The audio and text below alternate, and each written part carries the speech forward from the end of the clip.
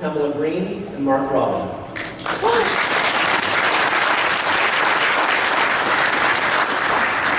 So I'm Earl Bergquist. I'm a longtime Star Wars collector from back in 1977. The reason why I'm here is because I've had the good fortune of meeting initially a couple of the original Funko artists who started the whole Funko line.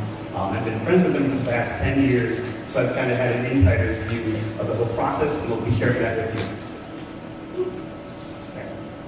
I'm Pam Green, and I'm Pam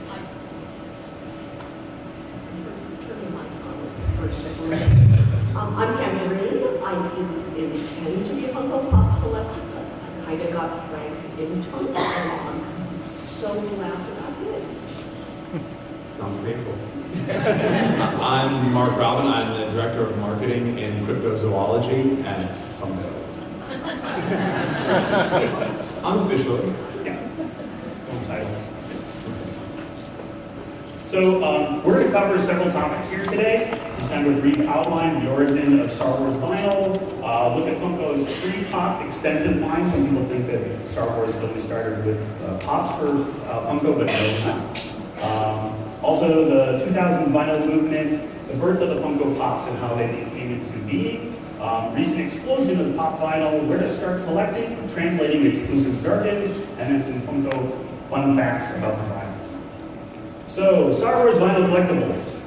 We initially had some vinyl collectibles, like the original Star Wars album.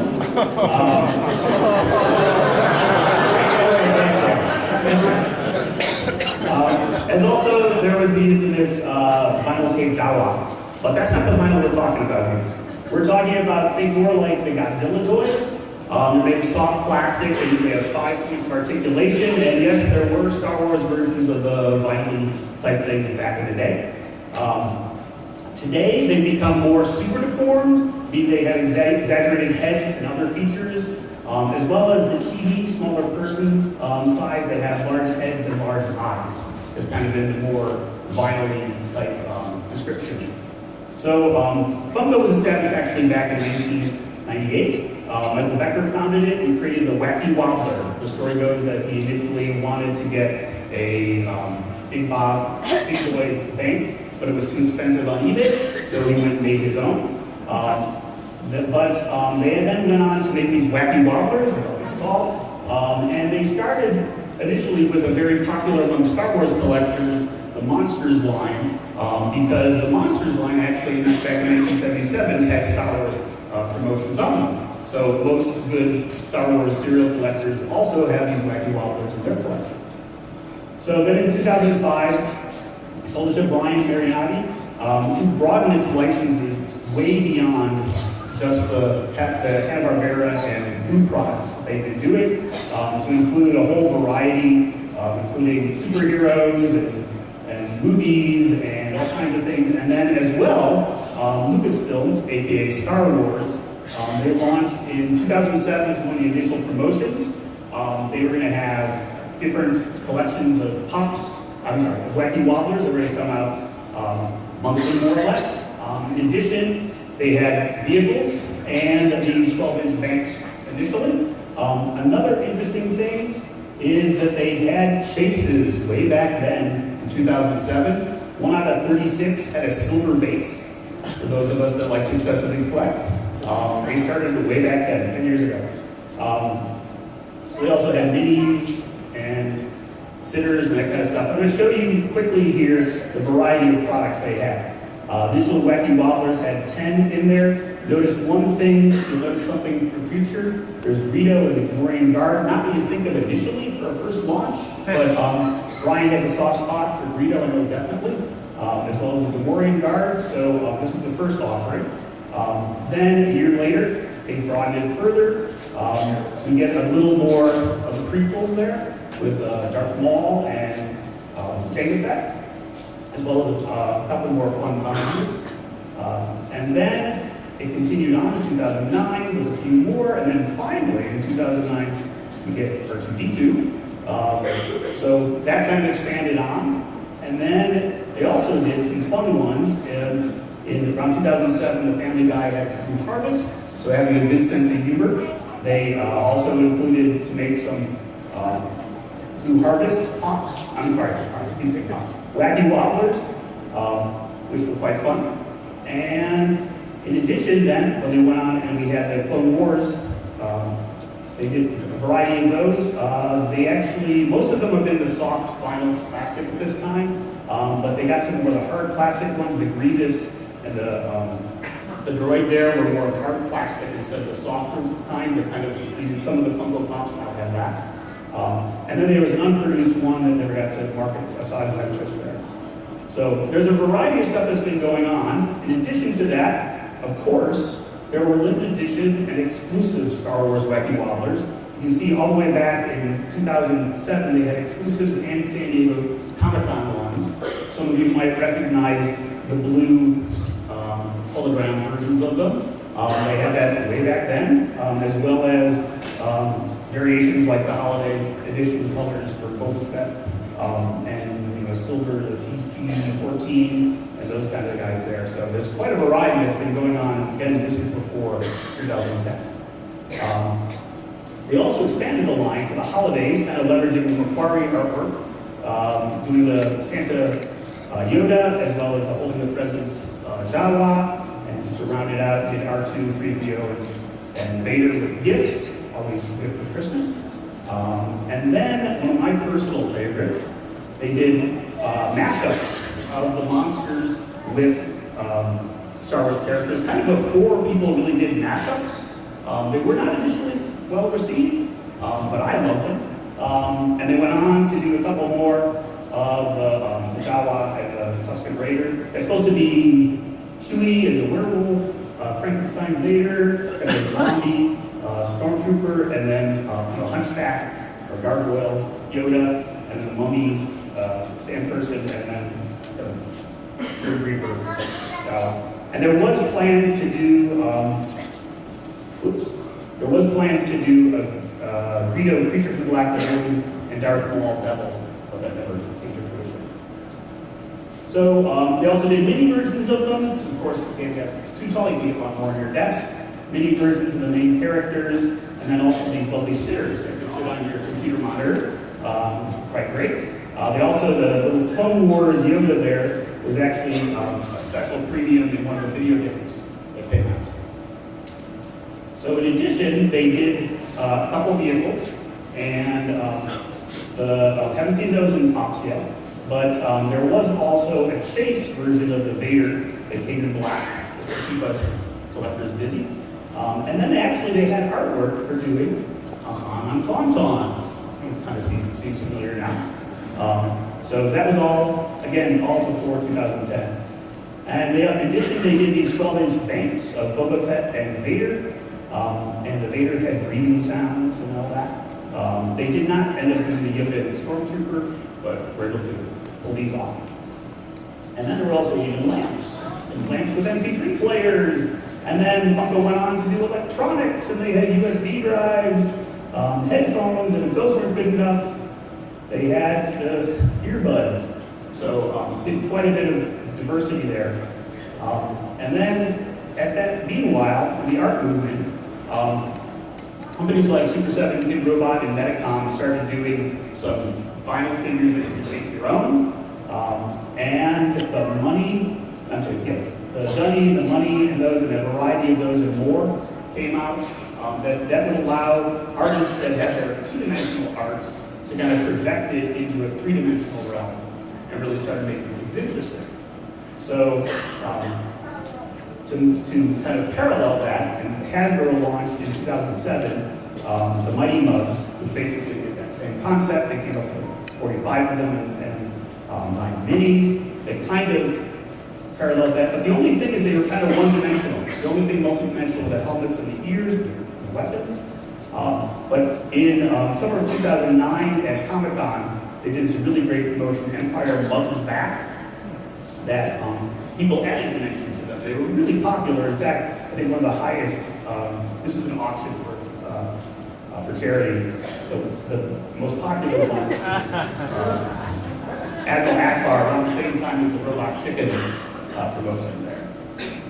So giving them dimension is what they really needed. So those of us that have a creative bent, we would make little sketches, start adding some play, and we could make our own versions of these mighty bugs. Okay? So similarly, back at Funko, in 2009, they had a bunch of the extra 12-inch Vader heads. So the artist buddies got together and said, what do you do with them? Well, it doesn't even enter their mind to sell them on eBay for as prototypes. But instead, what do? You turn them into cars, disco characters, and art hangings there, and parody your favorite things there, and from Dr. Doom to making little visual spaceships, make them your own style, you need Warhol, and then you get Tiki Vader, and then people kept going on, and then my favorite is right here in the middle, the shrunken head Vader. So the staff there is very creative, and this is what they do. They have extra time and resources. Meantime, in 2009, Funko Force came out, a shorter character, a little bit more dimensional. And they also had bobbleheads, because Funko is a bobblehead company when it comes to Star Wars. DC Comics also got in there. You'll see it connected in a minute. They also started into plush. An initial launch into plush, they did these lovely Wizard of Oz characters with button eyes. They're kind of creepy. So when they went to do the Alice in Wonderland, they started giving the humans these black eyes, which you might recognize. So we slowly got this evolution of the eyeball into our Funko Pop design. So similarly, Warner Brothers suggested a new figure style based off their plushes. So everyone at Funko collectively agreed that the plush style would work well as a vinyl template. So Sean Wilkinson drew up these concept sketches to the first collection of pops there. And then, and by the way, eventually it came full circle. The pop became a plush again. Always ironic. And it's for San Diego Comic-Con. They announced not Pop, but Funko Force 2.0. And these launched at Comic-Con. They have the Funko Force logo. There's a whole variety of 5 different designs there that launched, but that was not long-lived. I found on record in August 9th, they announced that there was no more Funko 2.0. It was now to be Pops, and they were going to be heroes initially, and the boxes would have numbers, which we are all familiar with. So then in 2011, the next year, early next year, we got our first Pop designs, which was Vader. Kind of the summary was a 3 3/4 scale. Star Wars bases for all of our Star Wars figures. They have usually the blue pattern there on the earlier set of Pops. And they initially had the first set of them. I'm going to quickly go through these. You guys have probably seen them. And again, you see the early adoption of Greedo, yay! As well as Greedo also became one of the first ones that became vaulted. And then the second series in late 2011 expanded to prequels with Darth Maul, and then also added the Gamorrean Guard, again, a Funko favorite. And then, interesting things, you can just see the level of dimensionality that they have here. So it's really, the dimension is really what they've added. And then also they launched in 2012, we got the first exclusive I know of at Emerald City Comic Con, for those of us in Seattle, and that's where Han and Luke Stormtrooper came from. So then, on into 2012, we got a variety more. In addition, we got our first Pop that did not have a base. I guess he's really the only one that doesn't, because I was told later on when they did the 3-pack for Walmart, he actually has a cardboard base for all the figures. So that came out in 2012, and then the next series, again, more variety here. And of course, since you have R2, you can make a variety of R2s, which they did. And then in 2014, we got our first 6-inch Pop, which is the Wampa. And shortly that summer, we got our first exclusive with the 6-inch one of the upside down Luke with the Wampa there, as well as the Wampa and stuff. And then in 2015, we got another run. The variation, there's an exclusive, so we have 2 band members there nicely. As well as we started seeing Walgreens getting their first exclusives in 2015, not that long ago. So to kind of summarize here, from 2011 to 2015, we ended up with 57 pops. Numbers 0, 1 to 57, there were some variations within there. There were some chrome versions, flocked prototype versions, as well as snow added, the winterized ones, glow in the dark, and then started seeing again the unvaulted, so things that had been vaulted away came out with these black borders boxes.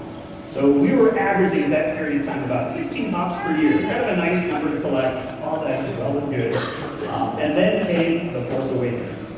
So on Force Friday, we got 21 more, 11 regulars, 9 exclusives, and the launch of Smuggler's Bounty. Oh, one thing to point out is Funko was insightful enough to have multiple rays for us. There's plenty of them, unlike other companies. And we also got the Smuggler's Bounty that added another dimension of collecting and exclusivity, and had the ability to make some lesser characters for us diehard collectors. So we had 21 more, and then in the spring and summer, we got another couple sets of regular pops, as well as a bunch of convention exclusives, and more Smuggler's Bounties, and all that, including the Smuggler's Bounty. We were up to 67 pops in 1 year for that period of time, basically from September to September 2015-16. One thing to point out that similar companies that do lots of them during the original prequels and stuff, you got about 50-some Hasbro figures in 1 year, but Funko managed to get 67 pops in 1 year for Force Awakens. So how do they do all that? Well, talking to the guys at Funko, they gave these wonderful set of slides, give us some insight into the process. So it all starts with an awesome illustration. So here's General Grease, one of my favorites that they produced, also one with the greatest amount of detail. So the concept art here was done by Mike Martin in Adobe Illustrator, and then it's sent to Lucasfilm for approval. Once it's approved, then the 3D sculpt, it was 3D sculpt. Amanda Brock did this 3D sculpt again, and they sent it to Lucasfilm again for approval. And then from there, they send that, the color layout, they create these color layouts to know exactly where everything is, and send that along with the 3D model to the factory. They have the molds starting to be made from the 3D output, and initial casts are made and hand-painted, and then photos of those are sent to Funko and Lucasfilm for approval, and then once that's good, they do a final spray, mask injection samples of those. They're sent from factory to Funko for approval, so there really, I don't think there are very many paint masters for what they kind of work on by photographs and by the models. They're a real reliable process there. Then the drawing's kind of updated to be the blade illustration that kind of takes on, you can see there's some differences in the chest and arms there because the final sculpted pop looks slightly different. And then that artwork is used by Damien Johnson here, using for packaging. And now we got the packaging, and then finally, final production versions come out for us. So that's kind of the process they go through. Now, how do they do all that? Well, they've been hiring amazing staff all along. So this is the crew that I know. They're fearless leader Brian, encourages creativity. This was at an art event that I was at with the guys. They all love toys. I mean, they really love toys. You can tell by their cubicles and our conversations and everything. They're very passionate about the product and the product lines they produce. And they're encouraged to suggest new ones, and a lot of the new ideas come fresh from the artists themselves. And they're collectors themselves. They all have collections here and there. And they basically get to make collectibles they want to have and get to share it with all of us so we all win. Really, I think that's the secret to Funko's success, is their staff and their artists, and everyone at Funko is really behind their products and to make suggestions. Sean is one of the originals, also known as Wilkie. He's a very busy creative art director. He designed the original Batman Pops, as well as worked on several of the original Star Wars. He also curates what I've seen to be the largest collection of office toys I've ever seen. Everything from Star Wars to Land of the Lost, Play School toys to Lego figures, and all, of course, at Funko. Great guy. And then Rob Schwartz here. Yes, Schwartz is with him. And he's one of the original Creator Funko employees. He has an amazing retro style that he brings. He did the monster mashups, which is one he's most proud of. He worked with Sean on the initial props. These guys who add the black eyes to the plushes and all that. Also enjoys acrylic painting and mashing up toy vinyls. He's the creator of the Shrunken Head Vader, as well as many of those other ones you saw before. Then there's Reese. He's joined about 5 years ago now. He's one of their senior product designers. He's the artist behind many of the Star Wars pops we've seen today. Fun stories. We went to talk to them. It was too busy to go to lunch, so we just met in Sean's office, and we spent, I think, the first half hour just talking about Star Wars toys and collecting. And Reese shared a story that he said when he was a kid, he ended up with 2 Obi-Wans, and his brother says, "Can I have one of those?" And he said, "Okay, you can have it." So his brother took it, and he painted it up, and made him a Ghost of Obi-Wan figure when he was a kid for the original vintage. So you can tell he's been with Star Wars for a fair amount of time. He also proposed and designed the blue snaggletooth for the Cantina Smuggler's box, and was insightful enough. And that's kind of one thing. I mean, my collecting all started majorly with these guys. And having the Cantina collection is one of my favorites. So when they came out with the blue snaggletooth as well as the red snaggletooth, and then went on to make the more, I mean, I already had a hammerhead, but then coming out with one that was true to us vintage collectors, they had me one and sinker, so I didn't even have to suggest it. So Reese is amazing, as well as all the other guys there. So Mike Martin is more known for his superhero characters that he's designed. He also did the Grievous. He worked way back in the day, and he's a local artist that I've known the same like as these guys. He's been there 3 years formerly with Funko now. He works out of 2 pops. He also likes to create costumes of his own, and it's for both villains and heroes, a variety of style. And then one of the newer members there, I believe, Amanda Brock. She's their amazing 3D sculptor. She works on most of the Star Wars pops. She lives and breathes in ZBrush, the 3D sculpting tool. And she did I was told she did the Han Tauntaun with just like one drawing. The rest of it, she already knew there were 4 nostrils on a Tauntaun and all that kind of good stuff. Really amazing designer. And she enjoys collecting Adventure Time toys and doing costume. Back at Emerald City, she was or was it Dragon something costume. So anyways, but this is kind of the key to Funko's success is these guys. So back, let's see, next slide. There we go. So I just have to slide in here, the Wacky Wobbler line we talked about way back. 2 sets actually came out for Force Awakens. So these were the last Wacky Wobblers we'll see for our Star Wars figures. And then they added, basically they had 2 runs there. But then in spring of 2016, they announced that instead of Wacky Wobblers, they're just going to be Wobblers. They're a little shorter and a little more stylized, and you've probably seen those before. So that's these guys here. So basically, how many are we going to get annually is anyone's guess. Just looking at the numbers we have right now, his guess. No, you may not know. But basically from, in those 4.5 years, we got 16 per year, but then in 1 year we got 67, which is, that's more than 1 pop a week to get. And right now, if you look at the 125 to 174, that means we got 50 coming this year. So quantity seems to be an issue here. So I'm going to turn it over to Pam now to talk about collecting. Remember to turn on the microphones. Oh, this is a little cartoon about my collecting lifestyle, and I wanted to I'm part of this because Earl has given you such a great rundown on what Funko has done and kind of their aesthetic. I want to kind of introduce you to Funko as just a little bit more than a collectible kind of a lifestyle, because it's Earl went over this is not just a product to these guys, they're fans, like we're fans. So it's a kind of family in a way, and it's really supportive, so really fun. So first thing, I'm going to do is introduce you to my little friend. He is Castiel, and no, this is not a character who's going to be in the next episode.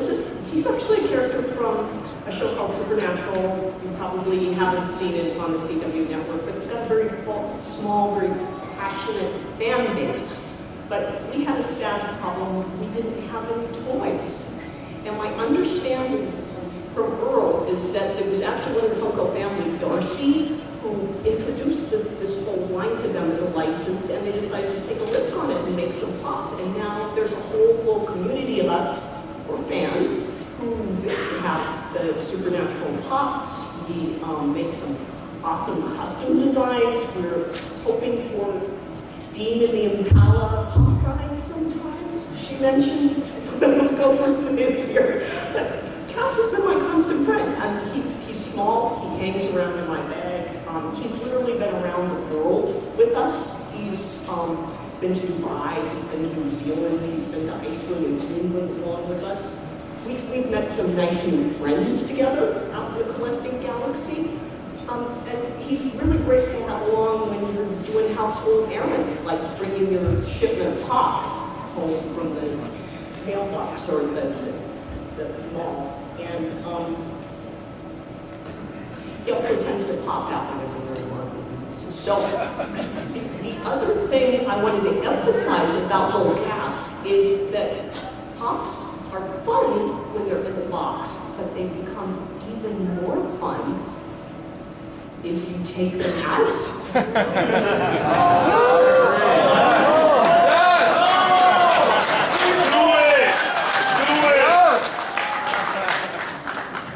You have a second one, don't you?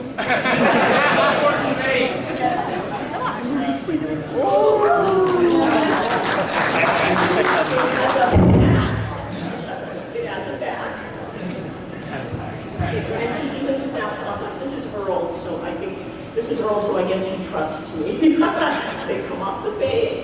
I guess people didn't know about this, and now Cassie's a little ready to go on adventures with. Free the pops. We're going to emphasize that again and again. We're kind of obsessed with this. So, one of the things that Earl talked about was you guys have a lot of product out there. I think he mentioned a number, so just ignoring all the Takari, the Wacky Wallers, and everything else, how many pops are there exactly if we're just counting pops? So, I actually have a set of almost every pop ever in my pop room. Star Wars. That's right. Every Star Wars pop ever in my pop room.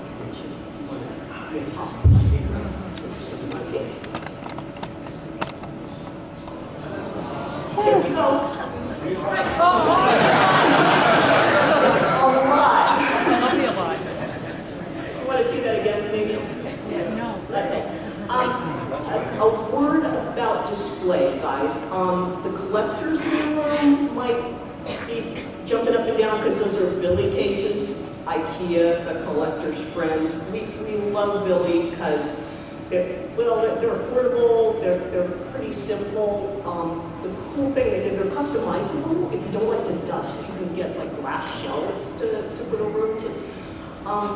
And if you have pops and you happen to have them still in the box, you can get exactly 8 pops across, and if you put the shelves just right, my husband helped me, if you put the shelves just right, you can get 10. So that's 80, and 2 of those regions are Star Wars Funko Pops, 160. We have an answer.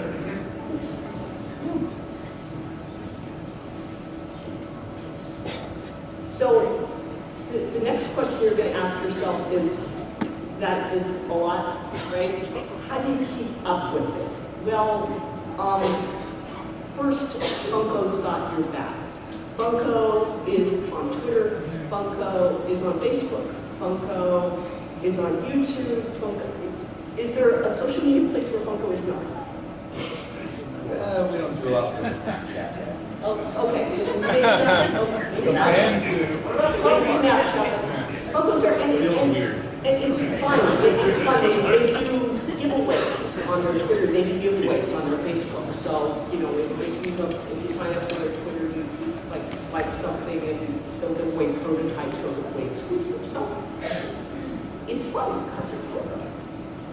Now, your next line of defense, as I said, there's Funko's a really supportive community. So if you look out there, there's a lot of websites just completely free, fan-owned kind of stuff. I want to do a special shout out to Pop Price Guide because I'm kind of blown away by that one. It's just poppriceguide.com. The dude is fairly exhaustive. In fact, the fans kind of freak out when he hasn't updated it. Yet, he's got it so you can sort it, like if you only want to see the glow-in-the-dark stuff, see that's the cool stuff, you can do that. And he's got some kind of crazy algorithms, so I think what it does is it averages the last few eBay auctions, so you get kind of a range for valuation if you're going to go back or get exclusives or something like that. But what I would urge you, please, and this is a very common mistake, especially with new collectors, don't get too hung up in the values. These guys are doing Funko Pops, they're cool and you like them. So, you know, you should be aware if you're going back to get something older, like the Malta Guido, kind of what the range is for the values. But, you know, don't start treating it like it's the stock market or something. All right. What else did I mention up there? Oh, yeah, Facebook groups, it's good to have that. I assume a lot of you all spend way too much time on Facebook like I do. I'm on Funko Pop Hunters, and there's a lot of really good ones that will tell you, like, hey, there's an exclusive out, or Hot Topic has got the new Ray in, because you need your 6 different versions of Ray, don't you? Right? You do. Or it's vacant, you can start with that, right? And I also mentioned, okay, people are probably going to cringe when I say Reddit, but actually the Funko Pop on Reddit, super cool, very supportive community. The mods are great, and I can't believe it. They have everything tagged, so you can just kind of log on first thing in the morning.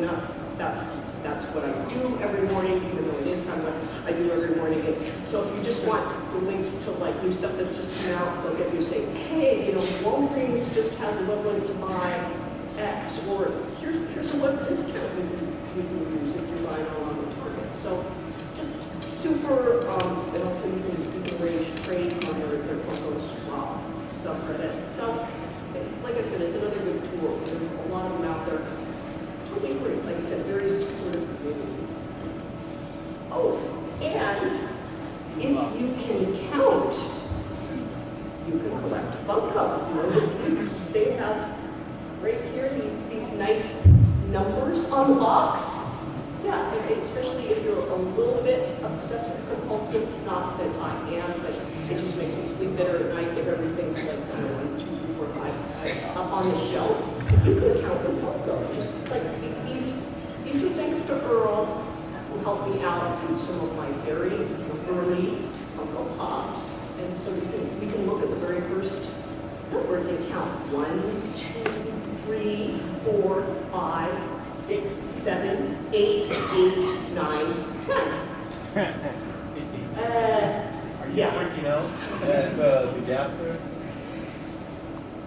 You're missing Oh my 14? God, I'm missing something. I'm going to die. The numbers thing.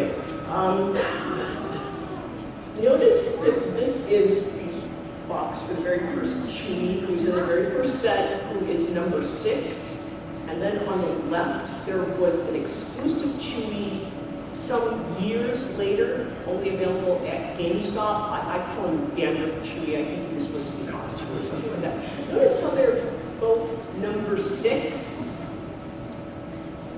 Yeah, so this was from a smuggler's bounty a while back. Notice how we've got the TIE fighter pilot, and then the TIE fighter pilot, who's, I don't know if you can even see it, he's got 2 like red streaks, kind of, I call him nosebleed TIE fighter. I don't know what he was supposed to be. I think he was in the movie for like 5 seconds or something like that. He was the chase, but notice how how one's 89 and one's 90. So use the numbering with caution. It makes you feel happy probably to have everything numbered up on your shelf, but it's not necessarily exhaustive. And we're gonna, if I have time, I'm gonna go over a few more variations. Also, the Earl was already used a couple of these. I'm sure you're familiar with a lot of them, but just so you get them, we talk about commons, which are Funko Pop that are basically available everywhere, and by everywhere I do mean everywhere. Like it used to be you had to explain to people what a pop was. Now you go to like the gas station or something, and there's like a stack of pops there. So literally, I was going to catch my plane at like an airport. And I'm at the airport getting a magazine and a bottle of soda, and there's just like Funko Pops there because of course there are. Exclusives are something that Funko, God bless them, has gone into whole hog. Exclusives are usually just available one place, or like they did here at Celebration, which I think is a very cool thing, just available at Celebration and one store, or like in the case of Amazon, one website. Now I'm going over this, I know it's familiar to a lot of you, but if you're a newer collector, and you're looking for something on eBay, they'd love to throw a lot of time. This is an exclusive. Here it is for 5 times retail. Or you can just get it from Walmart and get it on the shelf. One thing you need to pay attention is the exclusive that is also limited. Those will usually have a sticker that literally has an edition number on it. Those are really limited, so they generally are more hard to find. Also be aware that the Chase, I already showed you one of the High Pilot. I think we've only done a couple of Chase ones. There was that High Pilot, there was the Blue Snaggletooth. So it hasn't been a big thing in Star Wars line yet, but they're doing it with a lot of lines. Where you have a case of 6, and it'll be one of these things is not like the other. One of the 6 will be different. So oftentimes you will get lucky and see them in a retail store. You might have a little bit more or something like that. Pre-release is another thing that sometimes gets people hung up. What pre-release generally means is that they'll have something available, say at a convention, but then a couple of months later, you will buy it at Walmart. One of the things, though, the tricks they have pulled is that there was like a pre-release version of Powerpuff Girls, or probably not Star Wars characters. It was Powerpuff Girls at San Diego Comic-Con, and then they were out a few months later, but they had totally changed the box on us.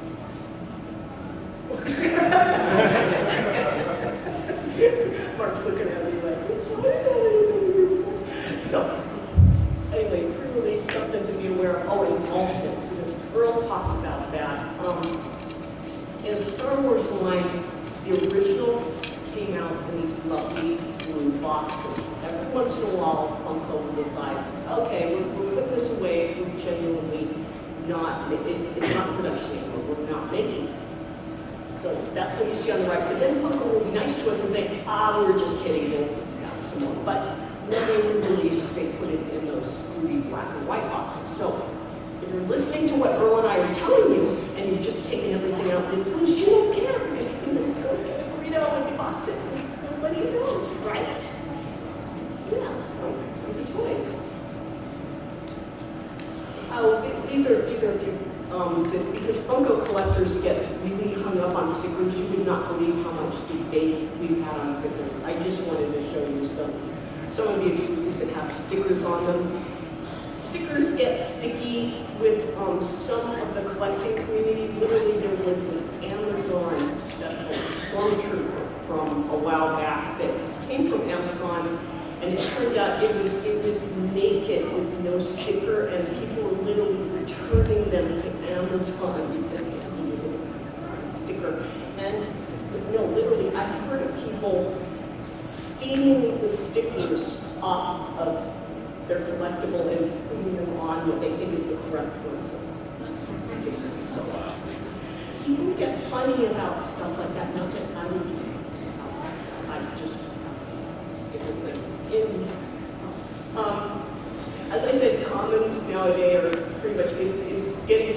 Star Wars, it's hard to avoid common pops. I put together a list of what came to mind when I was talking about the common places to go fishing for exclusives, so on Walmart, Target, Amazon, Walgreens. Unfortunately, I had a really bad and cold when I was putting it together, so I forgot some of the really obvious ones, like Hot Topic, my favorite, Slunch, which is kind of Hot Topic, GameStop, Thinky. There's a lot of them. And kind of a special note about Walgreens. They've had a lot of very cool Star Wars pops. They're getting into the toy biz. There's been a few kinks, and from what I understand, there's a magazine that goes to all of Walgreens employees.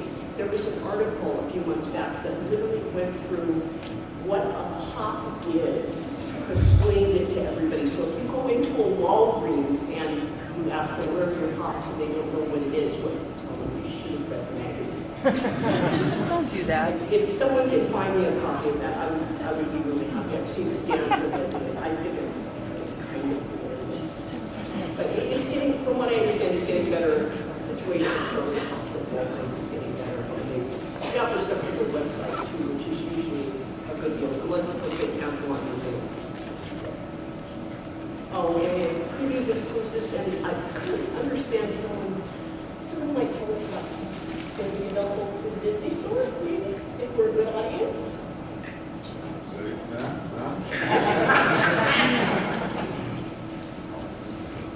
All right, just wanted to share some of my favorite exclusives with you. These are from Walmart, and I can't understand these things who do not want to have these in their home. This is like one of the recent food packs. This is the vintage style cantina critters that are done like old vintage action figures. They're amazing. And newer stuff. There's some Rebels figures. Look at the sculpting on those. I mean, if you don't want them, you can't be friends with me. And Earl, although I've already mentioned the Smokeless Bounty stuff on Tauntaun, the sculptors, they were still amazing. Darcy. Was it Darcy? Oh, no, sorry. Amanda, yeah. She did this. She did the 3D sculpture with no drawing. She just did it. And the sculptors were saying that they were like planning to look over her shoulder, literally like. So just another positive. These dudes are they're total fans and they're doing stuff they love for a living. Really cool. And like I said, I don't know if anybody who doesn't want this in their house or on their desk. Pressure cooker. This is what we got from just a recent Smokeless Bounty box. This was a Rebels box. It's a Captain Rex. This is like Captain Rex. And this amazing sculpt of Darth Maul. And, okay, it's not actually a pop, it's one of their cute size Hikari, but it's Chopper! Chopper's my spirit animal. You like Chopper. And this Smokeless Bounty, they contribute to the pop lifestyle. They have these great pop shirts, and sometimes they have pop hats and pop scarves and pop buttons and pop stuff.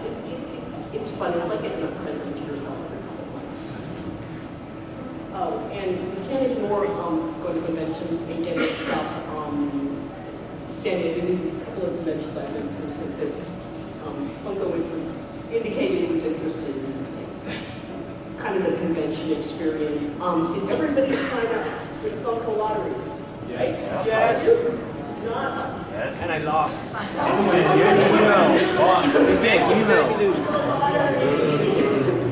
You have about a 10% chance to win. All right, friends. Well, you're only supposed to enter once, so use her both. I didn't use So remember, but once you have your main ticket in hand, get there early. I do this and I show up before dawn, but just want to show. These are pictures from Emerald City Comic Con, not from a Star Wars celebration. So as far as I know, this is not a Star Wars character, but isn't this the coolest booth? Actually, that's one of the hazards of standing in line. the Funko booth because there's usually a million people who are in line just to take pictures with giant sized pops. They're like, what is this? And, you know, if you guys are smart, you're going to office for sale at some point. I bet there's a market. Look at the selection. This was in Emerald City. I got there to get them on top, but I was basically on that, hey guys, give me one of everything kind of plan. And then if you want to be the social media queen or king, then you get out everything and take a picture of your accomplishments for the day. I was at Emerald City and took stuff out. This is taken at my home. I was at Emerald City and tried to take stuff out to keep a picture. And people coming up like, what is it?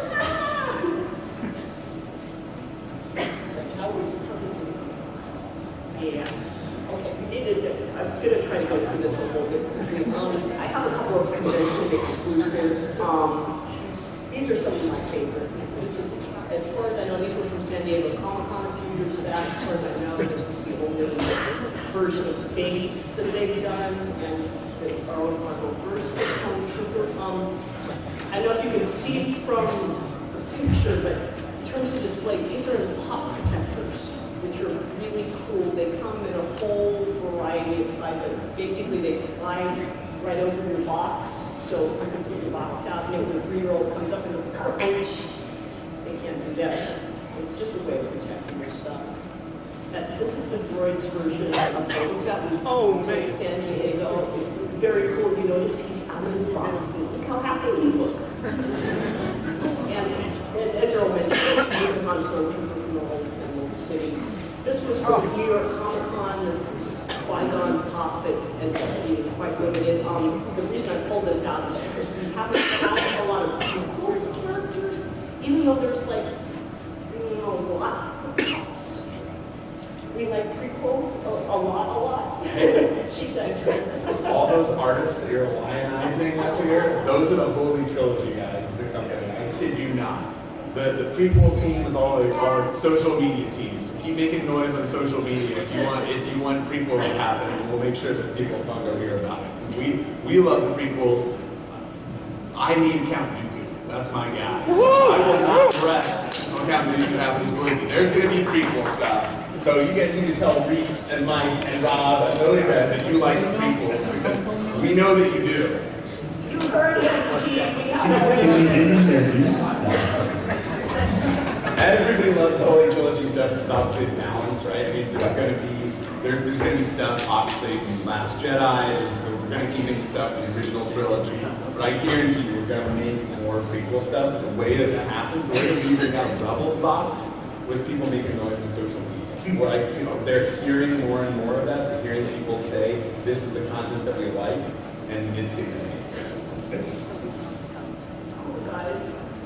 Okay, more about displaying. These are just pops from The Force Awakens. I decided, wouldn't it be fun to have The Force Awakens pops at my desk? And then I got more pops and more pops. Anyway, those risers that maybe you can see them on, those are like $10-15 on Amazon. So, if you want to display those pops, you can really hit up the density of the pops. But, how much should the risers hold? What's that? How many do they hold? Oh, gosh, it depends on what size. There are 2 or 3 different sizes. A couple of variations really quick that are my favorites. Walgreens had one of the first exclusives. It was a really cool set of 4 pops. They include the prototype Boba. They included the glowing Yoda, the Gloda. But this is something I haven't seen before. The packaging on the back actually said Walgreens, only I guess nobody asked how to spell Walgreens because it was spelled with 2 L's initially. So if you want to be like super compulsive about getting started, the first run is Walgreens with W-A-L-L. Second run, they had a sticker that said collect them all. And then there's a third run where it was actually printed to collect them all. So as you can probably see there, if you multiply, that's 4 of them times 3 different boxes. Oh, and then I also mentioned that sometimes at that time they changed the sticker too, but you probably don't know. Also, my all-time favorite variation, because as I said, Chopper is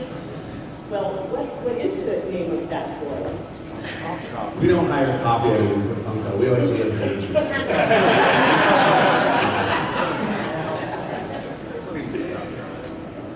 That's all I have for you, which is good because we're running out of time. But I pulled this slide because you notice how sad Coach Dameron is there? And he's sad because we spent all afternoon assembling this slick Lego X-Wing and he won't fit in it. He's wondering if maybe they're going to make cool Funko Pop rides for Star Wars. Maybe we can ask. Well, I think everybody has seen Rey on her speeder here, so we did that one. And then yesterday on the Star Wars show, I showed Luke in a land speeder, so that's coming. So that's 2. So I think you guys can rest assured there's going to be more vehicles coming. That's definitely coming. Fear not. So we also have the non-pop Star Wars products lines that we've seen so far. The fabrications, just as announced, the mystery minis. We've built a bunch of, and I suspect, like the other mystery minis, unfortunately, there'll be one of those that'll be 1 out of 72. So get ready to buy a bunch of those. Then the Emojis, and the Hikaris, the mini Hikaris, the plushies, and then you can see the new bottlers for Rogue One. And then the last slide I have here formally is there was an announcement at SWCO Comic-Con that if those of lucky people in Washington State or people who like to Seattle as well will be able to enjoy the new pop culture hub that Funko's building at Macy's. It's being remodeled, and 6,000 square foot flagship store, including expensive collection of licensed products, including Pop, vinyls, doors, and plush and more, will be an interactive opportunity for visitors to dive into and experience the heart of Funko fandom. We've been confirmed that it will include a Star Wars themed display experience, as well as opportunities for collectibles, and they already put up the sign for it, so it's already underway. So people actually started moving in this week. Really? So there's actually people working in the building now. The store, though, which is more what you're just showing there, we're hoping in August that will open. So when we get the plans laid out, and we'll let everybody know, you can start coming. We'll have a grand opening. There will be store exclusives. There will be opening night exclusives. It's going to be pretty exciting, pretty fun, but I actually give people something to do when they come to Funko. Today, if you come to Funko, everybody likes to come and take a tour. It's like taking a tour of Denver Mifflin. It's just it's an office. We want to give people something a little bit more interactive so they can come and actually, see some really exciting exhibits and do some shopping, find some things they might not find anywhere else. So I think Brian thinks of it as kind of a Willy Wonka factory for Funko. And honestly, he refused to provide any photos of the inside of it because he doesn't want anyone to see it until it's done. But it's pretty shocking. I mean, I walked inside of there for the first time and was blown away. So I think you guys will like it. You should definitely plan a trip to Everett for the second half of the year to come up and check it out. So, do we have any time? Okay. So, do we have any questions from the audience? What's your most prized? There's a microphone back there. He said, "What's your most prized piece?" Mine's the headless Ned Stark. That was, or his head comes off, but it was Comic-Con a couple of years ago. It's got a little magnetic head, and it's very hilariously sad. By the way, spoilers if you don't watch Game of Thrones. Your time has expired on that one. Okay, what's your prized piece? Yeah, my personal favorite probably is between the Grievous and the Hammerhead, just because it's so, that one's so amazingly sculpted. And of course, kick shots and castles are So, yeah.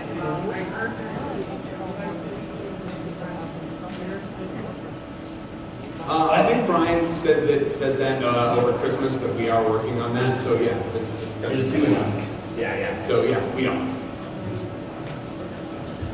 So you've got a off tag. There should be a cave coming soon. There should be. Do you know?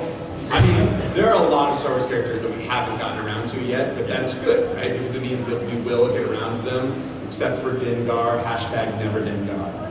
There's already a model and a sketch for Gen Con, but they haven't done all of the original 93 vintage figures, so I hope they prioritize that. So can we get the one way in the back there? We have to do the microphone. I can yell. Okay, good. Can you tell us anything about the D23 exclusives coming out? We're not going to announce them yet, but Brian's made a lot of noise about some new form factors that are going to be coming at that show. So there's going to be some cool exclusives. They won't actually be at a Funko booth. They'll be in a Disney store booth. So there will be a Funko booth there. Confusing, a little strange, but if you want the Funko exclusives at D23, they'll be in the Disney store booth. We'll probably announce those right around the time or just before we announce SWCO exclusives this year. So time for one more question. Oh, no, part's right there. Never mind. The pops that are available here for the con, if they seem to be selling out every day, they're going to be available for the length of time after and where? So each one of the pops that's here is actually shared at one retailer. So if you go to our website at funko.com, look on the blog, there's a post that shows which retailers they're available at. Depending on the retailer, some of them are easier to get than others, but they are available at certain retailers. So like Ray is at Walmart, for example. If you go to the Reddit, Funko Pop on Reddit, they literally have a spreadsheet of links to the stuff that's going to come out. So our panelists will be available afterwards in room 305. I want to thank